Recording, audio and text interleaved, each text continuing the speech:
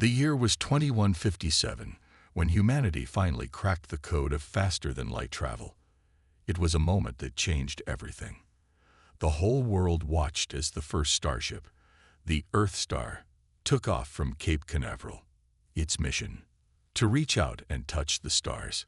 Captain Sarah Chen stood on the bridge, her heart racing. She and her crew were about to make history. As the ship jumped into hyperspace, a cheer went up. They were on their way to meet their galactic neighbors. 2 weeks later, the Earth Star arrived at Alpha Centauri. To everyone's surprise, they found an alien outpost there. The aliens called themselves the Xin. They were tall, blue-skinned beings with 4 arms. At first, both sides were cautious, but soon, excitement took over. The Xin welcomed humans to the galactic community. They explained that many alien races lived among the stars. Some were friendly, others not so much. The universe, it turned out, was a busy place. Back on Earth, governments scrambled to deal with this new reality. The United Nations created a new department, the Galactic Affairs Office. Its job was to handle all things alien. Over the next few months, more human ships ventured out. They met other races: the furry Mur, the plant-like Chlorans, and the silicon-based Crystallians. Each new species brought wonder and new challenges. Trade began between Earth and other worlds. Alien goods flooded Earth's markets. People lined up to buy glowing Xin crystals and Mur fur coats. In return, Earth sent out its own products. Alien races couldn't get enough of human music and art. But it wasn't all easy. Some humans feared the aliens. They worried about diseases or invasion. Others saw opportunities. Big companies rushed to set up off-world mining operations. Politicians argued about how to protect Earth's interests. As months turned into years, humans spread out among the stars. They set up colonies on distant planets. Human scientists worked with alien researchers, making new discoveries every day. It seemed like a golden age of exploration and growth. Yet, as humans traveled further, they began to notice something worrying. Many alien races were always fighting each other. Border disputes, trade arguments, and old grudges often led to war. The Galactic Council, a body that tried to keep peace, was always busy, but it rarely solved anything. Most races saw war as a normal part of life in space. To them, fighting was just another way of doing business. This shocked many humans. Sure, Earth had its own history of wars, but most people thought they'd moved past that. Now, faced with constant alien conflicts, they felt uneasy. One day, a human colony on Proxima b got caught in the middle of an alien war. The Xin and the Mur were fighting over a nearby asteroid belt. Stray shots hit the human settlement. 12 colonists died. Earth was outraged. Both the Xin and Mur apologized, but the damage was done. Humans realized they couldn't stay neutral forever. Sooner or later, they'd have to pick sides. The Galactic Affairs Office held emergency meetings. They invited alien ambassadors to explain their conflicts. But the more they learned, the more concerned they became. It seemed that every race had a reason to fight another. Old wars, cultural differences, or just the desire for more power. The excuses were endless. And now, these alien races wanted humans to join in. Some saw humans as potential allies. Others viewed Earth as a threat. A few even talked about conquering the young race before it grew too strong. As the 5th year of Earth's galactic adventure came to a close, tension was building. Humans had to make a choice. Would they join the endless cycle of war, or could they find another way? The whole galaxy watched and waited. No one knew it yet, but humanity was about to make a decision that would change everything. A choice that would show the true strength of the human spirit. And it all started here, on this galactic stage, where Earth first stepped out among the stars. 5 years after Earth's grand entrance into the galactic community, the initial excitement had faded. Now, a new reality was setting in. The universe, it turned out, was not as friendly as humans had hoped. On a chilly morning in Geneva, The United Nations Galactic Affairs Office was buzzing with activity. Urgent messages were coming in from all corners of human space. Something big was happening. Director Amelia Rodriguez stared at the holographic display in front of her.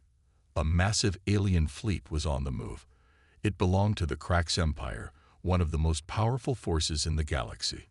"They're heading straight for our territory," her assistant, Jamal, said nervously. Amelia nodded grimly. "Call an emergency meeting. We need to decide what to do. Fast."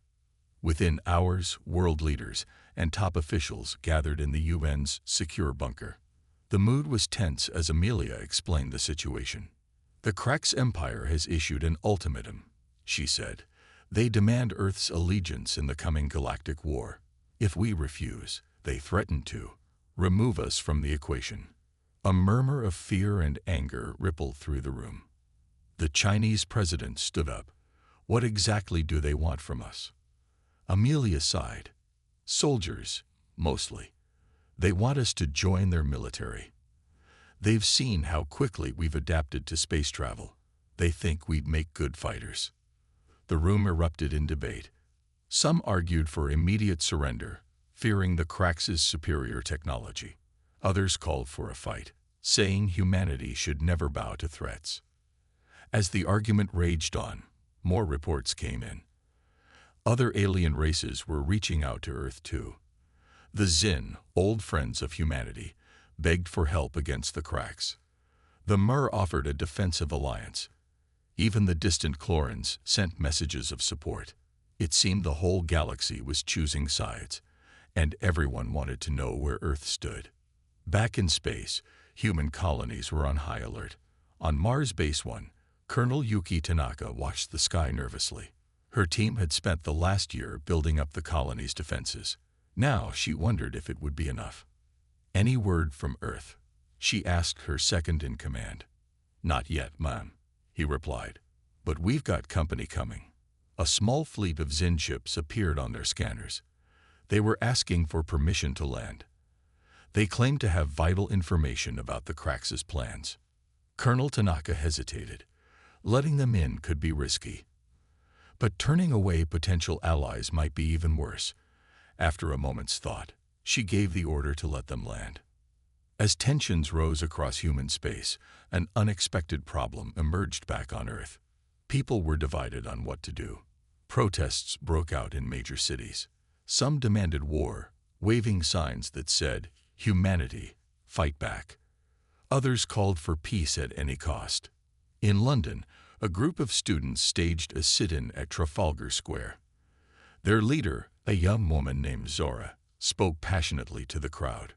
"We didn't come this far to start killing each other in space," she shouted. "There has to be another way." Her words struck a chord with many.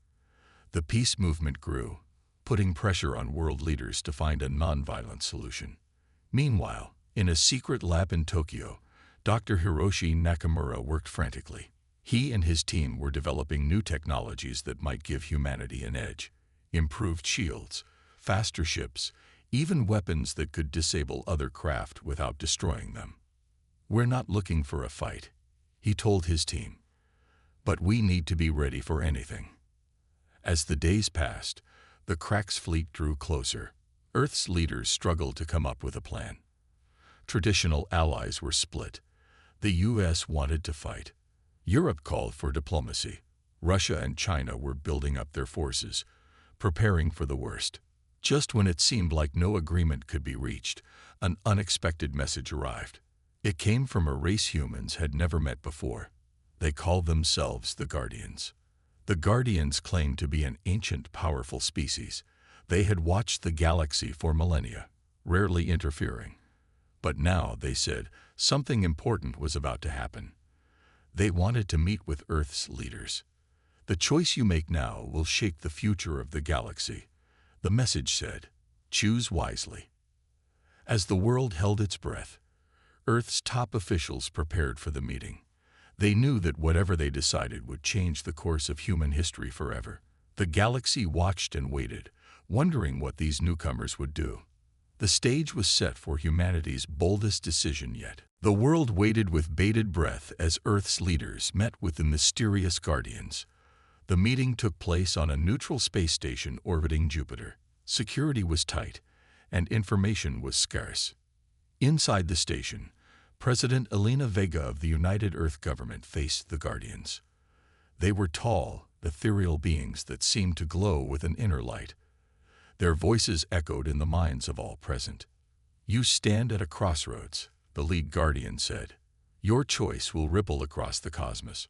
For hours, they talked. The Guardians shared visions of possible futures. Some showed Earth as a mighty warrior race, feared across the galaxy. Others depicted a ravaged planet, destroyed by war. But one vision stood out, a future where Earth was a beacon of peace in a turbulent universe. As the meeting ended, President Vega knew what had to be done. It wouldn't be easy, but it felt right. Back on Earth, tensions were at an all-time high. The Krax fleet was now just days away. Military leaders pushed for immediate action. Civilians stockpiled food and supplies, fearing the worst. In this charged atmosphere, President Vega called for an emergency global broadcast. Every screen on the planet, from giant billboards to personal devices, tuned in. "My fellow Earthlings," she began, her voice steady. "Today, we make a choice that will define our species for generations to come." She paused, taking a deep breath. "We choose peace." A collective gasp went up around the world. In homes, offices, and public squares, people leaned in closer to their screens. "Humanity will not participate in any wars," Vega continued. "We refuse to fight. Instead, we offer our hand in friendship to all species. Our planets will be sanctuaries of peace. Our people will be ambassadors of harmony." The reaction was immediate and intense. In New York, crowds cheered in Times Square. In Beijing, people hugged strangers in the streets, but not everyone was happy. In Moscow, angry protesters marched on the Kremlin. As the news spread to human colonies, reactions were mixed. On Mars, Colonel Tanaka struggled to keep order as some of her soldiers threatened to mutiny. "Stand down," she shouted at a group of armed rebels. "We have our orders. We are peacekeepers now, not warriors." In orbit around Saturn, the crew of the Starship Odyssey debated their next move. Captain Alejandro Rice paced the bridge, torn between duty and desire for action. "We can't just sit here and do nothing," his weapons officer argued. "We're not doing nothing," Rice replied firmly. "We're taking the hardest path of all. We're choosing peace when everyone expects war." As Earth's decision echoed across the galaxy, alien reactions poured in. The Krax Empire was furious. Their leader, Emperor Zarkos, appeared on galactic broadcasts, his scaled face contorted with rage. "Humans are cowards," he roared. "They will regret this weakness." But not all reactions were negative.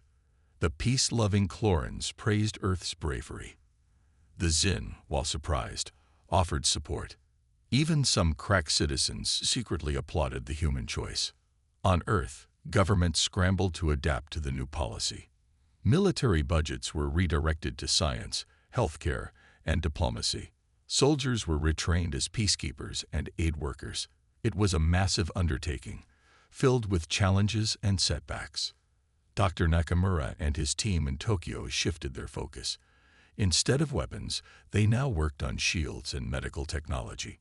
"We'll protect life, not destroy it," he told his staff. In schools across the planet, curricula changed overnight.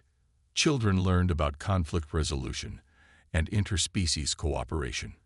A new subject, galactic ethics, became mandatory. As days passed, the Krax fleet arrived at the edge of the solar system.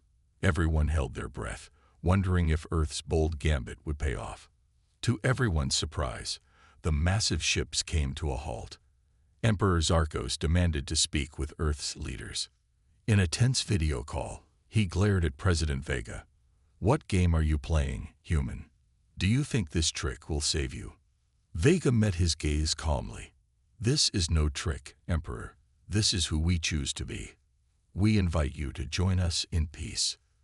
For a long moment, Zarkos said nothing. Then, to the shock of his own commanders, he burst out laughing. "You humans are either the bravest or the most foolish species I've ever encountered," he said. "Perhaps both." The cracked ships retreated, leaving Earth unharmed. It was a small victory, but an important one. Humanity had taken its first step on a new path, one that would reshape the galaxy in ways no one could have imagined. The bold decision had been made. Now came the hard part: living up to it. In the weeks following Earth's shocking declaration of nonviolence, the galaxy buzzed with activity. News of humanity's bold stance spread like wildfire across the cosmos, eliciting a wide range of reactions from various alien species. On the desert planet Sarax, home of the warrior Saurians, the response was one of disbelief and mockery. In the grand arena of their capital city, thousands gathered to watch their leader, Warlord Krasthar, address the crowd. "Behold the folly of the humans," he roared, his scaled skin glistening under the twin suns. "They think they can survive in this harsh universe without lifting a claw to fight." The Saurians laughed and jeered, their sharp teeth glinting. But beneath their bravado, a seed of curiosity had been planted. How would this human experiment play out? Meanwhile, on the peaceful world of Harmonium, home to the empathic Melosians, the reaction was quite different. The Melosian High Council convened an emergency session to discuss Earth's decision. "At last," whispered Elder Lyra, her delicate antennae quivering with emotion, "a young race that understands the true path to enlightenment." The Melosians voted unanimously to extend an invitation to Earth, offering to share their advanced meditation techniques and conflict resolution strategies. In the bustling trade hubs of the galaxy, opinions were split. At the famous Starpoint Station, aliens from 100 worlds debated the human choice. "It's a clever ploy," argued a Zen merchant, his forearms gesticulating wildly. "They're making themselves too morally valuable to attack." "Nonsense," countered a Chloran diplomat, her leafy skin rustling. "They're simply evolved beyond our petty squabbles." As alien tourists flocked to Earth in record numbers, eager to see this strange world for themselves, humanity faced its first major test. The aggressive Krax Empire, still smarting from their earlier retreat, decided to probe Earth's defenses. A Krax battle cruiser entered the solar system, heading straight for Mars. Colonel Yuki Tanaka, still in command of Mars Base 1, faced a crucial decision. "What are your orders, Colonel?" her second-in-command asked nervously as they watched the Krax ship approach. Tanaka took a deep breath. "Open a channel," she said firmly, "and prepare to receive visitors." To everyone's surprise, the Krax ship docked peacefully. Its commander, a grizzled veteran named Grok, stomped down the gangway, clearly expecting a fight. Instead, he was greeted by Tanaka with a warm smile and an offer of Earth's famous coffee. Confused but intrigued, Grok and his crew spent a week on Mars. They observed the humans going about their daily lives, working on terraforming projects, and even joining in a game of soccer. When they left, Grok was uncharacteristically quiet. Back on the Krax homeworld, Emperor Zarkos received Grok's report with growing frustration. "What do you mean, they're interesting?" he bellowed. "They're supposed to be weak." But the seed of doubt had been planted even in the warlike Krax. Maybe there was something to this human way after all. Not all reactions were positive or curious, however. Some species saw Earth's stance as a threat to the galactic status quo. The shadowy Void Collective, a group of species who profited from interstellar conflicts, began to plot against humanity in secret. "These humans must be stopped," hissed Xerxes, the collective's leader, his tentacles writhing in agitation. "Their ideas could ruin everything we've built." As these varied reactions rippled across the galaxy, Earth continued to adapt to its new role. The United Earth government established the Galactic Peace Corps, a group of volunteers dedicated to providing aid and promoting harmony throughout the cosmos. Dr. Hiroshi Nakamura's team in Tokyo made a breakthrough. developing a revolutionary shield technology that could protect entire planets without causing harm to attackers. Defense without aggression, Nakamura proudly announced as he unveiled the invention. Yet not all humans were happy with the new direction. On colony worlds and spaceship crews, some still yearned for the excitement of conflict. Underground fight clubs sprang up, and there were whispers of human mercenaries offering their services in distant star systems. President Elena Vega, aware of these challenges, addressed the world once again. "Our path is not an easy one," she admitted. "But with each passing day, we prove that peace is not just possible, but powerful."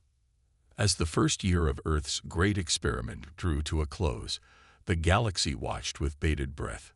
Some waited eagerly for humanity to fail, others hoped fervently for their success. But all agreed on one thing: the humans had changed the game forever. Little did anyone know, the greatest tests were yet to come. The Void Collective was moving in the shadows, and a crisis loomed that would challenge humanity's resolve like never before. As Earth entered its second year of galactic pacifism, the planet buzzed with activity. Humanity had thrown itself wholeheartedly into its new role as cosmic peacemakers and innovators. In the gleaming halls of the newly built Galactic Cooperation Center in Geneva, diplomats from 100 worlds gathered. They came to learn, to trade, and to seek solutions to age-old conflicts.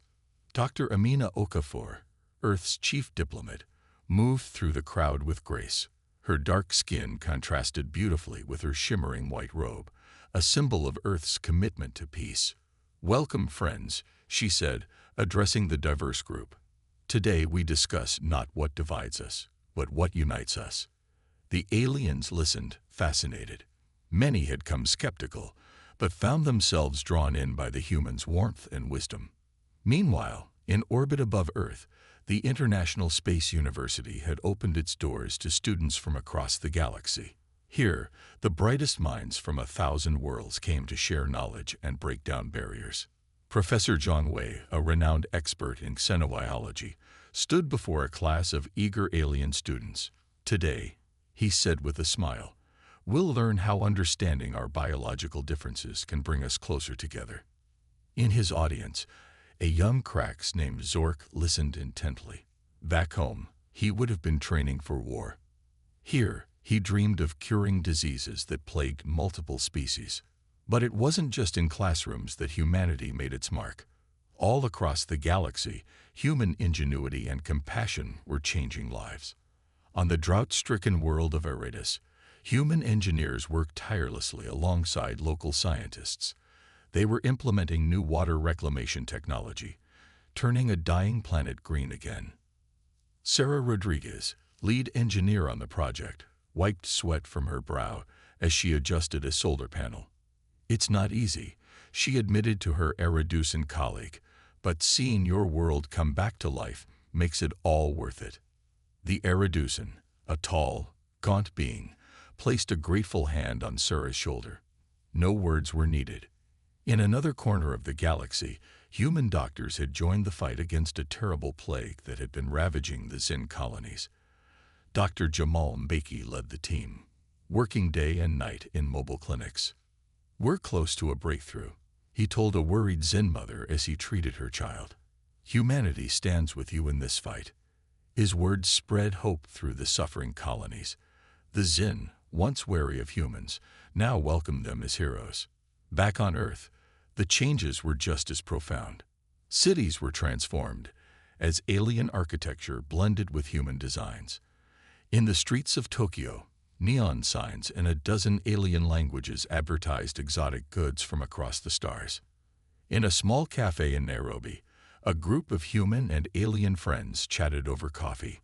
They represented species that, just a few years ago, had been bitter enemies. Now, they laughed together, sharing stories of their worlds. But Earth's path wasn't without challenges. In the dark alleys of New Chicago, a human colony on Mars, Officer Elena Vasquez chased down a smuggler. The criminal was trafficking weapons to warring alien factions. "Stop in the name of peace," Elena shouted, her voice firm but not aggressive. She tackled the smuggler, using a new nonviolent restraint technique developed for the Galactic Peace Court. As she led the criminal away, Alina sighed. Some humans still clung to old ways, seeing profit in conflict. But she was determined to show that peace could be stronger than greed. In orbit above Earth, the massive form of Starbase Unity took shape. It was to be a neutral ground for all species, a place where conflicts could be resolved without violence. Human and alien construction crews worked side by side, building not just a station, but a symbol of hope. Captain Miguel Sanchez oversaw the project from the bridge of his ship. "Look at that," he said to his alien second-in-command, a Chloran named Leafwind. "A few years ago, we might have been shooting at each other. Now we're building the future together." Leafwind's leaves rustled, and what Miguel had learned was a sign of agreement. "Your species continues to surprise us," the Chloran said. "Perhaps there is hope for this chaotic galaxy after all." As the day ended, President Elena Vega stood at her office window, looking out at the star-filled sky. Reports from across human space filled her desk, each telling a story of progress, challenges overcome, and lives changed. "We've only just begun," she whispered to herself, a determined smile on her face. But already, the galaxy is learning the human way. Little did she know, forces were gathering in the shadows, forces that saw humanity's vision of peace as a threat to their power. The true test of Earth's resolve was yet to come. 5 years had passed since Earth's bold declaration of peace. The galaxy had grown accustomed to the human way, but dark clouds were gathering on the horizon. The Void Collective, a shadowy group that profited from conflict, had finally made its move. On a quiet morning, alarms blared across Earth's communication networks. Distress signals flooded in from all corners of the galaxy. War had erupted on an unprecedented scale. In the United Earth Government's crisis room, President Elena Vega faced the greatest challenge of her career. Holographic displays showed battles raging across dozens of star systems. "The Void Collective has somehow manipulated multiple species into war," explained Admiral Zhang, his face grim. "They're using advanced cloaking technology to make each side think the other fired first." Vega's eyes narrowed. "And now they expect us to choose sides or be destroyed in the crossfire." As the galactic war raged, Earth faced a crucial decision. Many humans called for a return to military action, arguing that peace had made them vulnerable. Others insisted that staying true to their principles was more important than ever. In the end, Vega made a bold choice. "We will not fight," she announced to the world. "But neither will we stand idle. Earth will become a sanctuary for all who seek peace." Within hours, human ships were dispatched across the galaxy.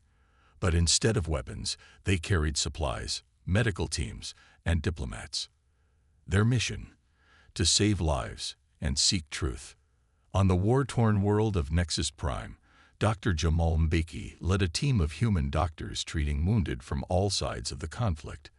As he worked tirelessly, he spoke to his patients, uncovering the truth behind the war's outbreak. "It was all a trick," a wounded crack soldier told him. "We thought the Zen had attacked us, but it was just holograms." Similar stories emerged across the battlefields. Slowly, the truth of the Void Collective's deception came to light. Meanwhile, Earth had transformed into a haven for refugees. Millions fled the fighting, seeking shelter on humanity's worlds. The logistics were overwhelming, but humans rose to the challenge. In New York City, skyscrapers were converted into housing for alien refugees.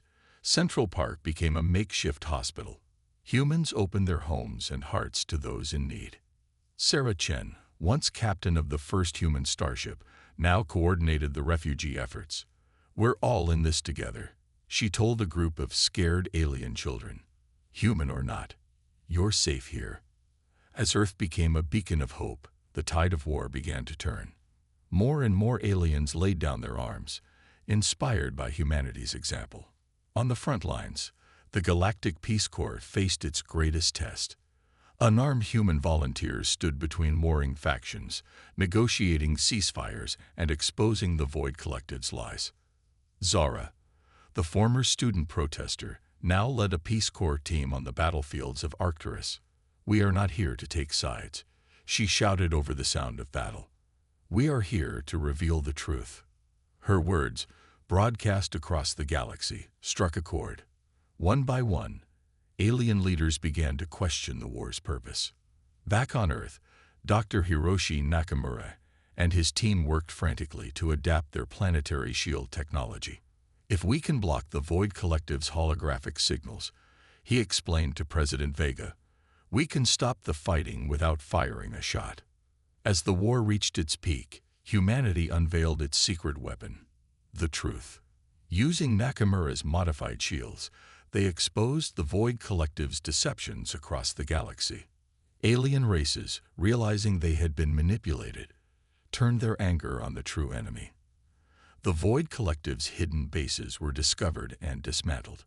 Its leaders were brought to justice in a historic galactic trial.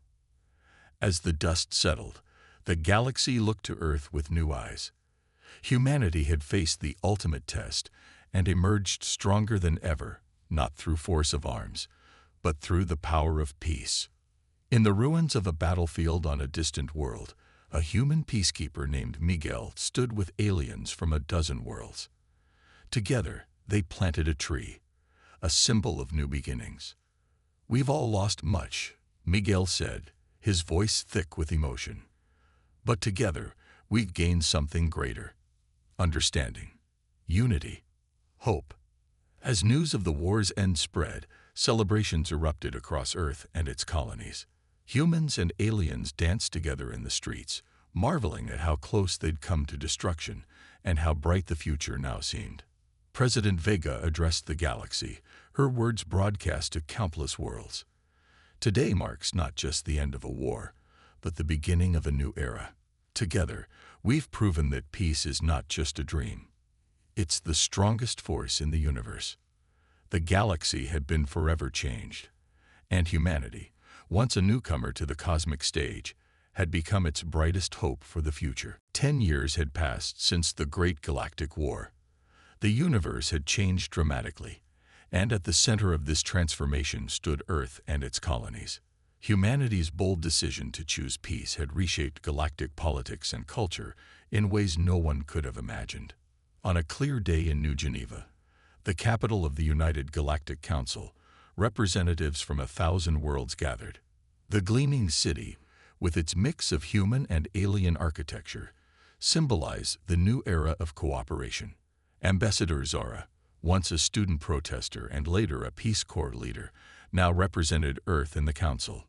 She stood at the podium, her gray hair contrasting with her youthful energy. "Friends, allies, fellow beings of the cosmos," she began, her voice carrying across the chamber. "Today, we celebrate a decade of peace, but more than that, we celebrate a new way of existence." The chamber erupted in applause. Aliens of all shapes and sizes cheered. Even the once warlike cracks joined in, their scales shimmering with excitement. In orbit above, the massive form of Unity Station housed the galaxy's greatest scientific minds. Here, species that once fought now worked together to solve the universe's greatest mysteries. Dr. Hiroshi Nakamura, now in his 80s but still sharp as ever, led a team developing faster-than-light communication. "Imagine," he told his diverse group of students, "instant communication across the galaxy. No more misunderstandings, no more delays in calling for help." Among his students was Zork, the young Krax who had once studied at Earth's Space University. Now a respected scientist, he worked alongside humans and other aliens, his warrior past a distant memory. Back on Earth, the planet had become a hub of interstellar culture and commerce. In the markets of Mumbai, vendors sold fruits from 100 worlds. Alien tourists snapped pictures of the Taj Mahal, marveling at human architecture. Sarah Chen, the former Starship captain turned refugee coordinator, now led Earth's Department of Galactic Integration. She walked through a New York neighborhood where humans and aliens lived side by side. "It wasn't always easy," she told a group of alien journalists. "But we learned that our differences make us stronger, not weaker." In schools across human space, children of various species learned together. A human teacher named Michael stood before a class on New Mars, pointing to a holographic display of the galaxy. "Can anyone tell me what the Xin Crax Accords accomplished?" he asked. A young Xin raised her hand tentacles. "It ended centuries of conflict between our peoples, thanks to human meditation." Michael beamed. "Excellent. And does anyone remember what humans did differently?" A human boy spoke up. "We refused to take sides. Instead, we listened to both and found common ground." Across the galaxy, the effects of humanity's choice rippled outward. The Saurians, once feared warriors, had become peacekeepers, using their strength to protect the weak. The Melosians shared their empathic abilities more freely, helping to resolve conflicts before they began. Even the Void Collective, once the galaxy's greatest threat, had been transformed. Its former members now worked to rebuild worlds they had once sought to destroy. On the distant world of Harmony, once ravaged by war, a mixed group of humans and aliens completed work on a new city. As the final building was put in place, cheers went up in a dozen languages. Colonel Yuki Tanaka, who had once defended Mars from potential invaders, now led the Galactic Guard. This new organization focused on rescue missions and disaster relief. Her ship, the Hope, was the first to arrive when any world faced crisis. "We're not here to fight," she often told her crew. "We're here to help. That's the human way." As the celebration in New Geneva reached its peak, President Elena Vega, now in her final year of office, took the stage. Though older, her eyes still shone with the same determination that had guided humanity through its greatest challenge. 10 years ago, we made a choice," she said, her voice strong. "We chose peace when others expected war. We chose understanding when others chose fear. It wasn't always easy, and at times it seemed impossible." She paused, looking out at the sea of faces, human and alien alike. "But look at us now. We've built something beautiful together. A galaxy where differences are celebrated, not feared. Where conflicts are solved with words, not weapons. Where the spirit of exploration and cooperation drives us forward." As Vega finished her speech, a great cheer rose up. It started in the chamber but soon spread across the planet, then to colonies and alien worlds beyond. It was the sound of a galaxy united, facing the future with hope and wonder. Humanity had reshaped galactic politics and culture, but more than that, they had shown that the boldest choice, the choice for peace, could be the most powerful force in the universe. As the celebrations continued, the stars themselves seemed to shine a little brighter, illuminating the path to a future filled with endless possibilities.